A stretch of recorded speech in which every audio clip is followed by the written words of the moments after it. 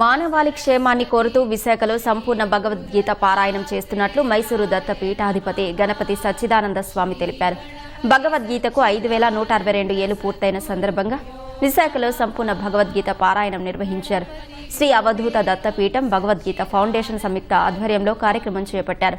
10,000 మందికి పైగా భక్తులు కార్యక్రమంలో పాల్గొన్నారు. భగవద్గీతలోని 18 అధ్యాయాల నుంచి 700 శ్లోకాలను ఆలపించారు.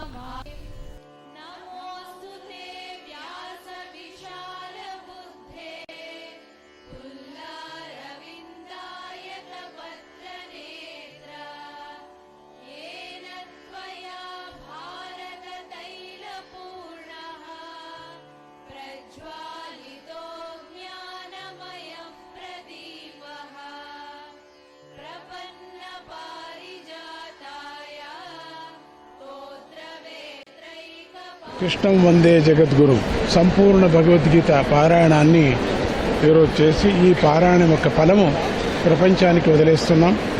ప్రపంచమంతా క్షేమంగా ఉండని, మంచి పాడి పంటలు ఉండని, ప్రభుత్వం ప్రజాప్రతినిధులు వాళ్ళందరూ బాగా ఉండని, ప్రజ అంతా బాగా ఉండని ఒక దృష్టితో ఈ పారాయణం మొత్తం 5,000 చిల్లర ఉండినటువంటి ఈ యొక్క పారాయణం 5,061 మంది ఉన్నారు.